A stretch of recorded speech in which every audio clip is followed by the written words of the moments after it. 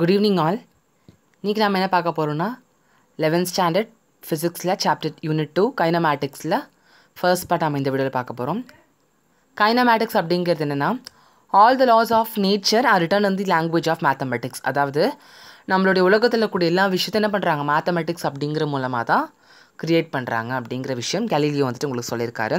So kinematics அப்படிங்கிறது என்ன நீங்கள் படிச்சிருப்பீங்க லாஸ்ட் இயரில். தட் இஸ் உங்களுக்கு மோஷன் அப்படிங்கிறது ரெண்டாக இருக்குது. அதோட எந்த ஒரு ஆப்ஜெக்ட் மூவ் ஆனாலும் அதை நம்ம மெக்கானிக்ஸ் அப்படின்னு சொல்லுவோம்.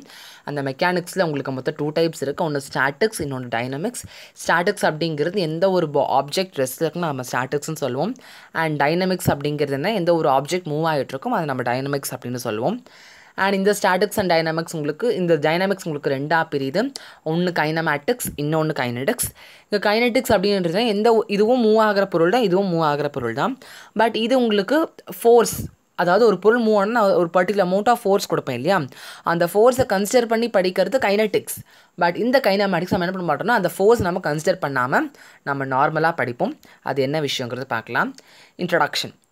ஸோ ஃபிசிக்ஸ் அப்படிங்கிறது நம்ம ஒரு பேசிக்கான அது ஒரு எக்ஸ்பிரிமெண்டல் சயின்ஸ் தான். ஏன்னா அது இருக்கக்கூடிய ஒரு விஷயம் நம்ம என்ன பண்ணுறோம், எக்ஸ்பிரிமெண்ட் பண்ணி ட்ரை பண்ணி பார்க்குறோம். கரெக்டாக? அதுக்கு 2 விஷயம் ரொம்ப ரொம்ப முக்கியம். ஒன்று வந்துட்டு எக்ஸ்பிரிமெண்ட்ஸ், இன்னொன்று வந்துட்டு அது எக்ஸ்பிரிமெண்ட் பண்ணுறதுக்கு மேத்தமெட்டிக்ஸ் நமக்கு ரொம்ப ரொம்ப important.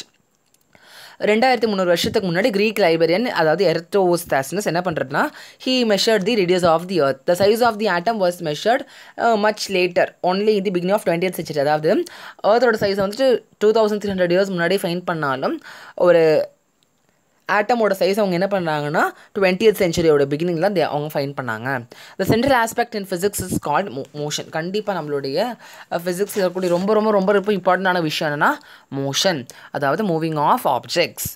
Motion is found at all levels from microscopic level. அதாவது மைக்ரோஸ்கோபிக் லெவலில் இருந்து மேக்ரோஸ்கோபிக் லெவல் வரைக்கும் உங்களுக்கு எல்லா இடத்துலையும் உங்களுக்கு மோஷன் அப்படிங்கிறது ரொம்பவே இம்பார்ட்டண்ட்டாக இருக்குது.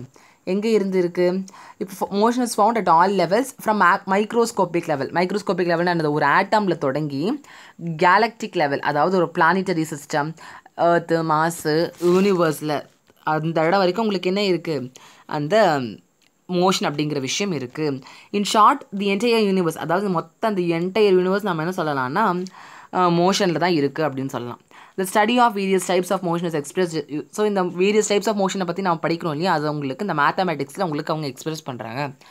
எப்படி ஆப்ஜெக்ட்ஸ் மூவ் ஆகுது, அது எவ்வளோ ஃபாஸ்ட்டாக மூவ் ஆகுது, எவ்வளோ ஸ்லோவாக மூவ் ஆகுது. ஃபார் எக்ஸாம்பிள், இப்போது ஒரு 10 அத்லெட்ஸ் வந்துட்டு ஒரு ரேஸில் அவங்க ஓடிக்கிட்டு இருக்காங்க. எல்லாரும் வந்துட்டு ஒரே மாதிரி ஓட மாட்டாங்க. கரெக்டாக? ஒருத்தர் ரொம்ப வேகமாக ஓடுவாங்க, இன்னொருத்தர் கொஞ்சம் அவங்களோட கொஞ்சம் கம்மியாக ஓடுவாங்க, இன்னொருத்தவங்க ஆவரேஜாக ஓடுவாங்க, இன்னொரு கொஞ்சம் ஸ்லோவாக ஓடுவாங்க, இன்னொருத்தவங்க ரொம்பவே ஸ்லோவஸ்ட்டாக ஓடுவாங்க. அப்போது இது நான் எப்படி சொல்லலாம், அதுக்குன்னு ஒரு குவான்டிஃபைடு. இப்போது அவங்க இவ்வளோ ஸ்பீடில் அவங்க ஓடுறாங்க, இவ்வளோ ஸ்பீடில் இவ்வளோ டைமில் இவ்வளோ மீட்டர்ஸ் அவங்க ஓடிருக்காங்க அப்படின்னு அவங்க குவான்டிஃபை பண்ணுறோம். So quantifying means assigning numbers. அதுக்கு நான் ஒரு நம்பர்ஸ் தரேன், அந்த அத்லெட்டோடைய மோஷனை பொறுத்து அவங்களுக்கு நான் ஒரு நம்பர்ஸ் தரேன். கம்பேரிங் தீஸ் நம்பர்ஸ், இந்த நம்பர்ஸ் நான் கம்பேர் பண்ணி ஒருத்தவங்க எவ்வளோ வேகமாக இல்லை எவ்வளோ பொறுமையாக ஓடிருக்காங்கன்றது என்னால் கண்டுபிடிக்க முடியும்.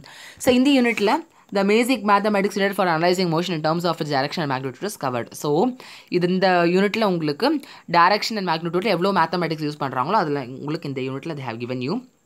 கைனமேட்டிக்ஸ் தான் என்ன? கைனமேட்டிக்ஸ் அப்படிங்கிறது இது பிரான்ச் ஆஃப் மெக்கானிக்ஸ். நான் ஏற்கனவே உங்களுக்கு சொல்லியிருக்கேன். அதில் உங்களுக்கு ஃபோர்ஸை வந்துட்டு உள்ளே எடுத்துக்காது. That is not force. சரிங்களா? அண்ட் இது வந்துட்டு எங்கே எடுத்துக்கோன்னா க்ரீக் வேர்ட் கைனமா அப்படிங்கிற அந்த வார்த்தையிலேருந்து they have taken it. Concept of rest and motion, அதாவது ரெஸ்ட் மோஷனை வச்சு இருக்கக்கூடிய விஷயங்கள். இப்போ ஃபார் எக்ஸாம்பிள் வந்துட்டு இப்போ ஒரு பஸ்ஸுக்குள்ளே ஒருத்தவங்க, இப்போ ஃபார் எக்ஸாம்பிள் இப்போ நீங்கள் பஸ்ஸில் போயிட்டுருக்கீங்க, பஸ்ஸில் நீங்கள் போகிறீங்க, உங்களுடைய பக்கத்தில் ஒருத்தவங்க உட்காந்துருக்காங்க. உங்கள் பக்கத்தில் உட்காந்துரும் நீங்கள் என்ன நினைப்பாங்க, உங்களை இவங்க ரெஸ்ட்டில் தான் இருக்காங்க, ஏன்னா ரெஸ்ட்டில் தான் இருப்பீங்க. பட் இதே வெளியில் இருக்கவங்க என்ன நினைப்பாங்க, இந்த பஸ்ஸை மூவ் ஆகுறதால அவங்களும் மூவ் ஆகிட்டு இருப்பாங்க. சொல்கிறது புரியும்னு நினைக்கிறேன். அதாவது வந்துட்டு நம்ம பக்கத்தில் இருக்கிறவங்க நம்ம ரெஸ்ட்டில் இருக்கணும்னு நினைப்பாங்க. பட் வெளியில் பஸ்ஸுக்கு வெளியில் இருக்கிறவங்க அந்த பஸ் மூவ் ஆகுறதுனால நாமளும் மூவ் ஆகிட்டு இருக்கோம் அப்படின்னு நினைப்பாங்க. ஸோ இதுதான் வந்துட்டு உங்களுக்கு concept of rest and motion. So rest and motion அப்படிங்கிறது இந்த they have given you a person sitting in a moving bus is at rest with respect to a fellow passenger. அதாவது நம்ம பக்கத்தில் இருக்கிற பேசஞ்சர் நமக்கு என்ன நினைப்பாங்க, நம்ம ரெஸ்ட்டில் தான் இருப்போம்னு நினைப்பாங்க. பட் வெளியில் இருக்கிறவங்க மோஷனில் இருக்கிறாங்க அப்படின்னு நினைப்பாங்க. So the concepts of rest and motion have meaning only with respect to some reference frame. ஒரு ஃப்ரேம் வைக்கிறாங்க. ஃபார் எக்ஸாம்பிள் இங்கே ஒரு பூந்தொட்டி வைக்கிறாங்க. இந்த பூந்தொட்டிக்கு என்ன அர்த்தம்? இவர் ரெஸ்ட்டில் இருக்கிறாரு, இவர் ஒரு மோஷனில் இருக்கிறாரு. ஸோ இது என்ன ஆகுது? இது வந்துட்டு இது ஒரு 3 ஆக்சஸ், அதாவது X axis, Y axis, Z axis இது தருது. இதை நம்ம இது எடுத்துட்டோம்னா இது அதுக்குன்னு ஒரு இது தருது. ஸோ ஒன்றுத்துக்கு எடுக்கும்போது அதுக்குன்னு ஒரு பர்டிகுலர் ஒரு பிளேன் வச்சு அதுக்குன்னு ஒரு பர்டிகுலர் ரெஃபரன்ஸ் இருக்கும். அதான் they have given you. அடுத்து frame of reference. If we imagine a coordinate system and the position of an object is described relative to it, then such a coordinate system, அதாவது ஒரு coordinate system, அதாவது X Y Z நம்ம வரையில அதுக்கு வேறு coordinate system அப்படின்னு சொல்லுவாங்க. And அப்படி வரைஞ்சி நான் அதுக்குன்னு அதை வச்சு ஒரு ஆப்ஜெக்ட் நான் ரிலேட் பண்ணுறேன் இல்லையா, அதுதான் நம்ம ஃப்ரேம் ஆஃப் ரெஃபரன்ஸ் அப்படின்னு சொல்லுவாங்க. At any given instant of time, the frame of reference with respect to which the position of the object is described in terms of position coordinates. அதாவது ஒரு particular டைமில் என்ன பண்ணுவாங்க அப்படின்னா, the frame of reference with respect to which the position of the object is described. இப்போது ஒரு frame of ரெஃபரன்ஸில் இந்த object இப்போது உங்களுக்கு இங்கே நல்லா கவனிங்க. இப்போ இந்த ஃப்ரேம் ஆஃப் ரெஃபரன்ஸ் உங்களுக்கு என்ன பண்ணுறாங்க, இந்த பூந்தொட்டியை வச்சு அவங்க டிட்டர்மைன் பண்ணுறாங்க. இந்த இடத்துல பார்க்கும்போது they are using this bus. So அந்த ஒரு இடத்த அந்த பிளேனில் அவங்க என்ன பண்ணுறாங்கன்னா ஒரு ஆப்ஜெக்டை வச்சு அவங்க ஃப்ரேம் ஆஃப் ரெஃபரன்ஸ் பண்ணுறாங்க. அது 3 axes, X axis, Y axis, Z axis. அப்படி பண்ணுறதுக்கு பேர் கார்ட்டீசியன் கோஆர்டினேட் சிஸ்டம். இதை நீங்கள் மேக்ஸில் படிச்சிருப்பீங்க. இப்போது யூ ஹாவ் திஸ் கிராஃப். இப்படி வரும்போது இது உங்களுக்கு எக்ஸ் ஆக்சஸ், இது ஒய் ஆக்சஸ், இசட் ஆக்சஸில் இருக்கும்போது இது எக்ஸ் ஆக்சஸ்லேருந்து இப்போ எவ்வளோ தூரம் இருக்குது. இப்போது இந்த பாயிண்ட் எடுத்தோம்னா இது எக்ஸ் ஆக்சஸ்லேருந்து எவ்வளோ தூரம் இருக்குது, ஒய் ஆக்சஸ்லேருந்து எவ்வளோ தூரம் இருக்குது, இசட் ஆக்சஸ்லேருந்து எவ்வளோ தூரம் இருக்குது. அப்படி வச்சு என்ன பண்ணுறாங்க, they are calculating this point. என்னால் வந்துட்டு எப்படி சொல்கிறது, இங்கே இருந்து இப்படி அப்படி பண்ணக்கூடாது சரிங்களா. இல்லை இப்படி இருந்து இப்படி க்ராஸாக பண்ணாமல் அந்த இது இப்போது எக்ஸ்கமா இப்போது இங்கே ஒரு பாயிண்ட் மார்க் பண்ணுறீங்க, நீங்கள் என்ன பண்ணுவீங்க, இப்படி ஒரு லைன் போடுவீங்க, திரும்ப இப்படி ஒரு லைன் போடுவீங்க. இப்படி போட்டுட்டு தான் இங்கே இந்த பாயிண்ட்டை நீங்கள் பர்டிகுலராக மார்க் பண்ணுவீங்க. அதே மாதிரி இங்கே 3 கோஆர்டினேட்ஸ் வரும்போது கரெக்டாக இப்படி ஒரு லைன் போடணும், அண்ட் இதுக்கு ஒரு லைன், அண்ட் இதுக்கு ஒரு லைன். இப்படி வச்சு நம்மளால் என்ன பண்ணுவோம், நம்மளால் அந்த பாயிண்ட்டை நம்மளால் ஈஸியாக ஃபைண்ட் பண்ண முடியும். It is to be noted that if the X Y and Z axes are drawn in anticlockwise direction. So நம்ம ஆன்டி கிளாக் வைஸ் டைரக்ஷன் இப்போ நல்லா பாருங்கள், உங்களுக்கு என்ன ஆகுது, எக்ஸு ஒய் இசட் இப்படி வருது கரெக்டாக. அப்போ இது என்ன டைரக்ஷன்னா நம்ம ஆன்டி கிளாக் வைஸ் டைரக்ஷன் அப்படின்னு சொல்லுவோம். இப்போ இந்த மாதிரி ஆன்டி கிளாக் வைஸ் டைரக்ஷன் வரையும் போது அதுக்கு பேர் என்ன சொல்கிறோம், right handed coordinate Cartesian coordinate system. அதாவது ஆன்டி கிளாக் வைஸில் வரைஞ்சோன்னா that is right handed Cartesian coordinate system. Though other coordinate systems do not exist in physics, we conventionally follow the right handed. ஸோ நம்ம என்ன பண்ணுவோம்னா இந்த ரைட் ஹேண்டட் கோஆர்டினேட் சிஸ்டம் நம்மளுடைய physics நம்ம யூஸ் பண்ணுறோம். அப்படி என்ன விஷயம் உங்களுக்கு சொல்கிறாங்கன்றதை இங்கே கவனிங்க. Place your fingers in the direction of the positive X axis and rotate them towards the direction of Y axis. Your thumb will point in the positive X axis அப்படின்னு கொடுத்துருக்காங்க. இது என்னங்கிறது இப்போ நான் உங்களுக்கு சொல்கிறேன்.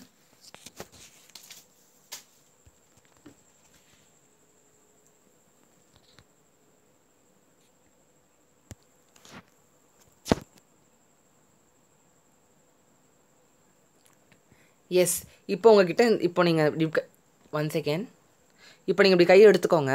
இப்போ என்ன பண்ணுறீங்கன்னா, இந்த இடம் தான் உங்களுக்கு இதுதான். இப்போ இந்த ஷேக் பண்ணுறேன் இல்லையா, இதுதான் வந்துட்டு உங்களுடைய எக்ஸ் ஆக்சஸ். இதை நீங்கள் என்ன பண்ணுறேன், இந்த எக்ஸ் ஆக்சஸ் அப்படியே உங்களோட இதுக்கு ரொட்டேட் பண்ணுறீங்க. அப்போ உங்களுக்கு என்ன ஆகும், இப்படி ரொட்டேட் பண்ணும்போது உங்களுக்கு என்ன ஆகுது, இது ஒய் ஆக்சஸாக மாறிடும். இது உங்களுக்கு எக்ஸ் ஆக்சஸ் அண்ட் இதை ரொட்டேட் பண்ணும்போது உங்களுக்கு ஒய் ஆக்சஸ் கிடைக்குது. அப்போது உங்களுக்கு தம் ஃபிங்கர் இங்கே இருக்கு இல்லையா, அப்போ இதுதான் இசட் ஆக்சஸ். புரியுதுங்களா? இது எக்ஸ் ஆக்சஸ், ரொட்டேட் பண்ணும்போது உங்களுக்கு ஒய் ஆக்சஸ் கிடைக்கும்.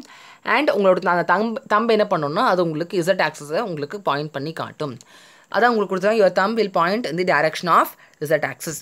அதுக்கு அடுத்தது உங்களுக்கு ஒரு ஃபாலோயிங் பிக்சர் ஒன்று கொடுத்துருக்காங்க. ஸோ அதில் என்ன விஷயங்கிறத நம்ம பார்க்கலாம்.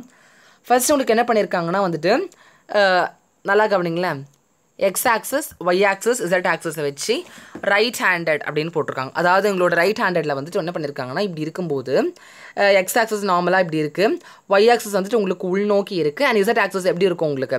இப்போது எக்ஸ் ஆக்சஸ் இப்படி வச்சு, இப்போ ஃபார் எக்ஸாம்பிள் இப்போ எக்ஸ் ஆக்சஸ் இப்படி இருக்குது, ஒய் ஆக்சஸ் இப்படி இருந்தால் உங்களுக்கு எப்படி இருக்கும், இசட் ஆக்சஸ் உங்களுக்கு தம் ஃபிங்கரில் இருக்கும். கரெக்டாக? ஏன்னா இப்போ எக்ஸுங்கிறத நான் இப்படி இந்த ஃபிங்கர் எடுத்துக்கிறேன், ஒய் அப்படிங்கிறது உள்நோக்கி இருக்குது, அப்போ இப்படி எடுத்துக்கிறேன். இப்படி இருக்கும்போது உங்களுக்கு இசட் ஆக்சஸ் உங்களுக்கு எப்படி இருக்கும், எஸ் இந்த மாதிரி இருக்கும் இல்லையா. அதுதான் உங்களுக்கு இது இப்படி கொடுத்துருக்காங்க.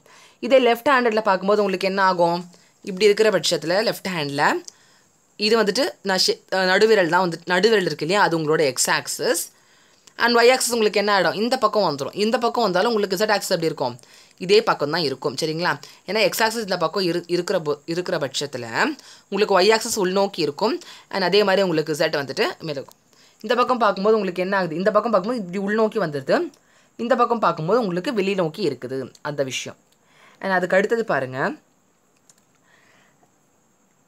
அடுத்தது உங்களுக்கு இப்படி கொடுத்துருக்காங்க. இப்படி கொடுக்கும்போது என்ன அர்த்தம் அப்படின்னா, இப்போ கீழே ரைட் ஹேண்டடில் பாருங்களேன், உங்களுக்கு எக்ஸ் ஆக்சஸை வந்துட்டு உங்களுக்கு எக்ஸ் ஆக்சஸ் அவங்க இப்படி கொடுத்துருக்காங்க. அண்ட் ஒய் ஆக்சஸ் அவங்க என்ன பண்ணியிருக்காங்க, மேல் நோக்கி கொடுத்துருக்காங்க சரிங்களா. இப்போ உங்களுக்கு எக்ஸ் ஆக்சஸ் இப்படியும் ஒய் ஆக்சஸ் இப்படி கொடுக்கும்போது உங்களுக்கு என்ன ஆகுது, Z ஆக்சஸ்ங்கிறது ஆட்டோமேட்டிக்காக கீழே உங்களுக்கு டினோட் ஆகுது. நீங்கள் நல்லா பார்த்தீங்கன்னா தெரியும், எக்ஸ் ஆக்சஸ் உங்களுக்கு இப்படி கொடுத்துருக்காங்க, ஒய் இப்படி கொடுக்கும்போது உங்களுக்கு என்ன ஆகுது, ஆட்டோமேட்டிக்காக Z இந்த பக்கம் வருது. இதே உங்களுக்கு எக்ஸு இப்போது இந்த விரல எக்ஸ் எடுத்துக்கோங்க, அதாவது இப்போ காட்டுறையிலே நடுவிரல் உங்களுக்கு எக்ஸ் எடுத்துக்கோங்க. அண்ட் வந்துட்டு நடுவிரல் எக்ஸ் எடுத்துக்கோங்க. அண்ட் தம் ஃபிங்கரை ஒய்ன்னு எடுத்துக்கோங்க.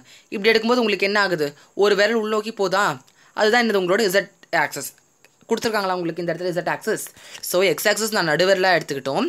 அண்ட் ஒய் ஆக்சஸை நான் தம் ஃபிங்கரை எடுத்துனா எனக்கு என்ன, இந்த Z ஆக்சஸுங்கிறது இந்த விரல் தான் எனக்கு வரும். ஸோ அந்த விஷயம் தான் நீங்கள் என்ன பண்ணணும், தெளிவாக நீங்கள் புரிஞ்சிக்க வேண்டியது இந்த இடத்துல. எஸ், அடுத்தது பாயிண்ட் மாஸ் அப்படிங்கிற விஷயம் பார்க்க போகிறோம். பாயிண்ட் மாஸ்னால் என்ன, உங்களுக்கு பேர்லேயே தெரியும், ரொம்ப ரொம்ப ரொம்ப ரொம்ப கம்மியான mass. To explain the motion of an object which has finite mass, the concept of point mass is required and is very useful. இப்போது ஒரு 20 kg ஒரு 50 kg இப்போ என்னால் ஒன்றத்தோட மாஸ்னால் எக்ஸ்பிரஸ் பண்ண முடியும், சொல்ல முடியும். அப்படிப்பட்ட ஏதாச்சும் ஒரு ஃபைனைட் மாஸை பற்றி அதோடைய மோஷனை பற்றி நான் சொன்னேன் அப்படின்னா அதுக்கு எனக்கு இந்த பாயிண்ட் மாஸுங்கிறது ரொம்ப ஹெல்ப்ஃபுல்லாக இருக்கும். Let the mass of any object be assumed to be concentrated at a point. இப்போ ஏதாச்சும் ஒரு ஆப்ஜெக்ட் அதுக்குன்னு அது ஒரு மாஸ் இருக்கும் இல்லையா. இப்போ ஃபார் எக்ஸாம்பிள் நான் ஒரு பென்சில் எடுத்துக்கிறேன். அந்த பென்சிலை வந்துட்டு அதோட மொத்த மாசம் வந்துட்டு நான் ஒரே இடத்துல ஒரே இடத்துல வந்துட்டு பாயிண்ட் ஆகும் அப்படின்னு என்ன பண்ணுறேன்னா அசியூம் பண்ணிக்கிறேன். இப்போ ஃபார் எக்ஸாம்பிள் ஒன் செகண்ட், இப்போ வந்துட்டு ஃபார் எக்ஸாம்பிள் இப்போ நம்ம என்ன பண்ணலாம் அப்படின்னா,